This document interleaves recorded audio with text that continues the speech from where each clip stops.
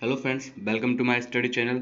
और आज मैं आपके लिए लेके आ रहा हूँ इंडियन पॉलिटी से जो क्वेश्चन पूछे गए थे आरपीएससी एसीएफ में उनको। क्वेश्चन था, संविधान के अनुच्छेद 19 के अधीन 6 स्वतंत्रताएं दी गई हैं। और ऑप्शन थे आपके पास व्यक्तियों को, सेकंड नागरिकों को, थर्ड निवासी भारतीयों को, फोर्थ मनुष्यों को। 5 सेकंड है, आंसर दीजिए।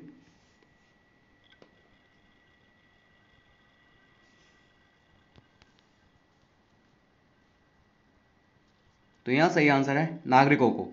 ये जो 6 स्वतंत्रताएं हैं वो नागरिकों को दी गई, नागरिकों के लिए दी गई थी। अनुच्छेद 19 के अंतर्गत 6 प्रकार की स्वतंत्रताएं नागरिकों को दी गई। एक तो थी, पहली थी वाक स्वतंत्र और अभिव्यक्ति का अधिकार। सेकंड थी शांतिपूर्वक सम्मेलन का अधिकार। थर्ड थी संघ बनाने का अधिकार। फोर्थ थी भारत के राज्य क्षेत्र में कहीं भी आने जाने का अधिकार। पांचवी थी भारत के राज्य क्षेत्र के किसी भाग में निवास करने का अधिकार। और छठवीं थी कि कोई भी कारोबार अपनाने का अधिकार, कोई भी व्यापार करने का अधिकार। प्रश्न पूछा गया था, संविधान का अनुच्छेद 355 किस आपात स्थिति से संबंधित है? फर्स्ट ऑप्शन में था युद्ध एवं सशस्त्र विद्रोह। सेकंड, युद्ध एवं बाह्य आक्रमण। थर्ड, बाह्य आक्रमण एवं आंतरिक अशांति। फोर, बाह्य आक्रमण एवं सशस्त्र विद्रोह। देखिए ऑप्शन सेम सेम से हैं, कंफ्यूज हो जाओगे। 5 सेकंड है, आंसर दीजिए।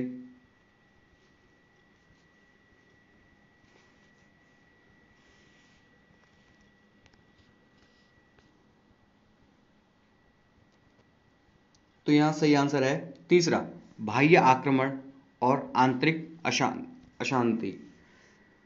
तो बाह्य आक्रमण और आंतरिक अशांति से प्रत्येक राज्य की सुरक्षा करने का यह कर्तव्य है केंद्र सरकार का या संघ का।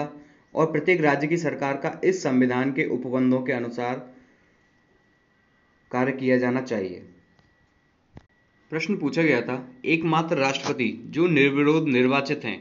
ऑप्शन थे doctor Rajendra Prasad, second Neelam Sanjiva Reddy, third APJ Abdul Kalam, fourth doctor S Radhakrishnan. 5 second है, आंसर दीजिए सभी।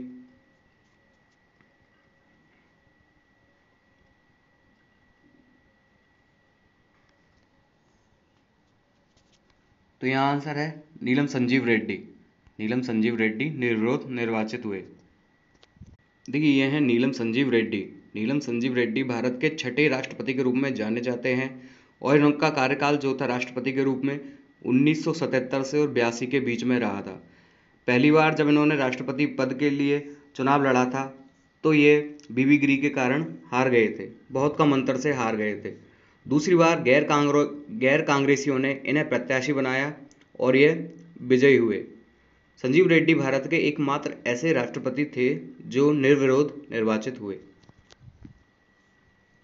प्रश्न पूछा गया था, अंतरराज्य विवाद से संबंधित स्थल कौन सा है? फर्स्ट ऑप्शन है Dantewada, second Kandhamal, third Kudankulam, fourth Mullaperiyar. 5 second है आपके पास, आंसर दीजिए।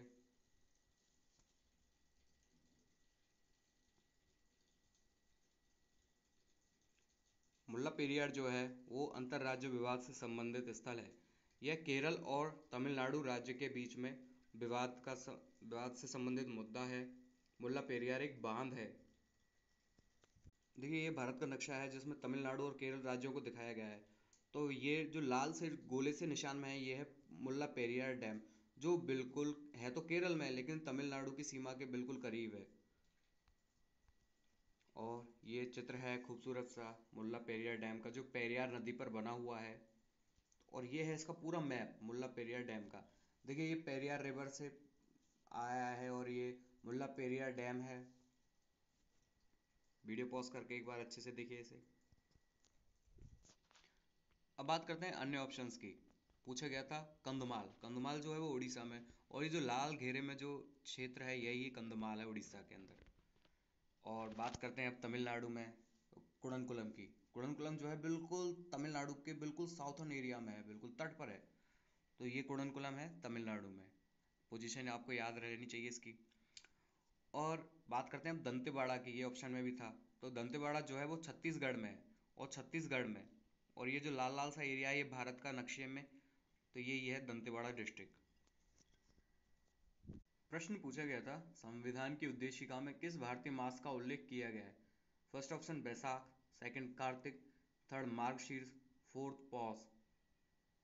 5 सेकंड है, आंसर दीजिए सभी। देखिए ये जो क्वेश्चन है ये कई बार एग्जामों में पूछा जा चुका है।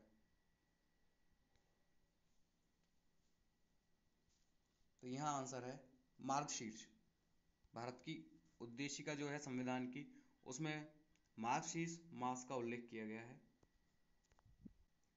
देखिए ये चित्र है भारत के संविधान का, उद्देशिका का। वीडियो को पॉज करके एक बार अच्छे से पढ़िए इसे। और इसमें लिखा गया है 26 नवंबर 1949 ईस्वी, मिति मार्गशीर्ष शुक्ला सप्तमी। तो ये तिथि दी गई है इसमें। प्रश्न पूछा गया था, संविधान का अनुच्छेद 14 जो है वो असंशोधनीय है क्योंकि ऑप्शन दिए थे। फर्स्ट, यह एक मूल अधिकार है। सेकंड, यह संविधानवाद को संस्थापित करता है। थर्ड, यह विधि के शासन को संस्थापित करता है। फोर, यह समता के अधिकार का अंग है।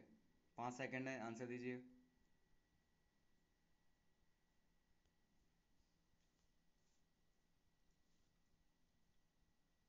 यहाँ सही आंसर है, यह विधि के शासन को संस्थापित करता है, इसलिए यह अनुच्छेद 14 असंशोधनीय है।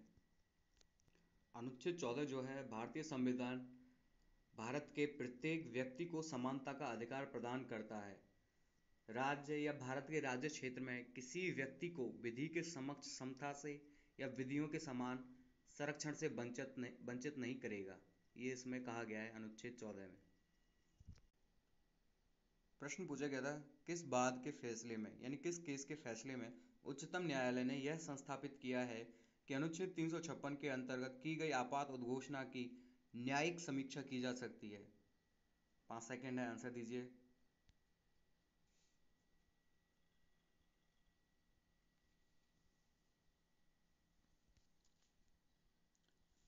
यहाँ आंसर है एसआर बोम्मई बाद। एसआर बोम्मई केस जो है उसमें यह कहा गया कि अनुच्छेद 356 के अंतर्गत की गई आपात उद्घोषणा की न्यायिक समीक्षा की जा सकती है। एसआर बोम्मई बनाम यूनियन ऑफ इंडिया के ऐतिहासिक फैसले में भारत के सर्वोच्च न्यायालय ने अनुच्छेद 356 पर विस्तार से चर्चा की। अनुच्छेद 356 के दुरुपयोग को इस फैसले के द्वारा रोक दिया गया। इस मुकदमे के निर्णय में सर्वोच्च न्यायालय ने राज्य की सरकारों को बर्खास्त करने संबंधी अनुच्छेद की व्याख्या की और कहा कि अनुच्छेद 356 के तहत यदि केंद्र सरकार राज्य में चुनी हुई सरकार को बर्खास्त करती है तो सर्वोच्च न्यायालय सरकार बर्खास्त करने के कारणों की समीक्षा कर सकता है और न्यायालय केंद्र से उस सामग्री को कोर्ट के समक्ष प्रस्तुत करने के लिए कह सकता है जिसके आधार पर राज्य की सरकार को बर्खास्त किया गया है। तो ये था SR Bommai versus union of India case. और वीडियो पॉज करके एक बार अच्छे से देखिए इसको। अब बात करते हैं मेनका गांधी केस की, जो 1978 में हुआ था।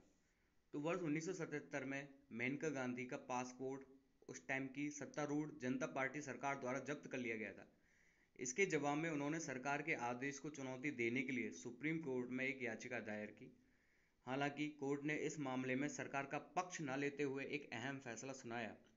यह निर्णय 7 न्यायाधीशीय खंडपीठ द्वारा किया गया और इसमें कहा गया कि अनुच्छेद 21 में निहित व्यक्तिगत स्वतंत्रता के अधिकार को दोहराया गया, जिससे यह फैसला मौलिक अधिकारों से संबंधित मामलों के लिए एक महत्वपूर्ण उदाहरण भी बना।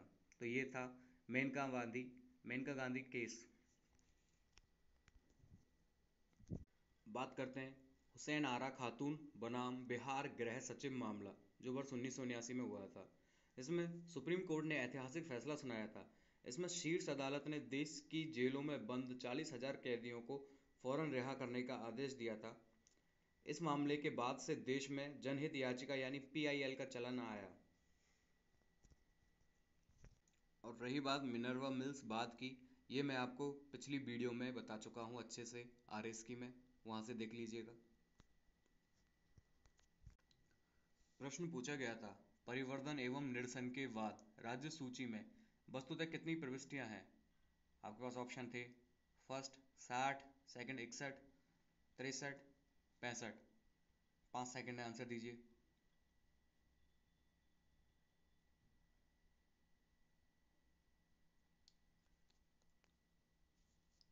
यहाँ आंसर है 61। 61 यहाँ आंसर है। राज्य सूची में 61 प्रविष्टियां हैं।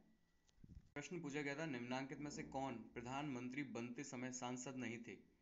ऑप्शन में है Indira Gandhi, I K Gujral, H D Deve Gowda, Rajiv Gandhi. 5 second है, आंसर दीजिए।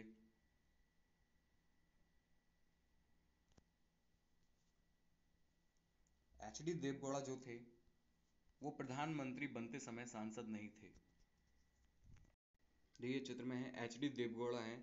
ये 1 जून 1996 से 21 अप्रैल 1997 को प्रधानमंत्री बने थे।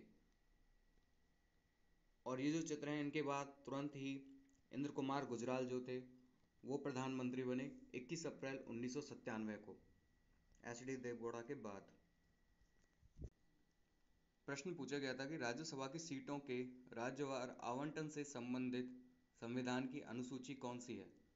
ऑप्शन है तीसरी, चौथी, पांचवी, छठी। 5 सेकंड है, आंसर दीजिए। यह आंसर है चौथी। जो राज्यसभा की सीटों के जो राज्यवार आवंटन है वो चौथी अनुसूची में इसके बारे में बताया गया है। और देखिए ये अनुसूचियां हैं, वीडियो पॉज करके आराम से पढ़िए इसको। और देखिए इसमें कहा गया है चौथी अनुसूची के बारे में, राज्यसभा में विभिन्न स्थानों का आवंटन चौथी अनुसूची में दिया गया है। Best of luck, thank you, that's all.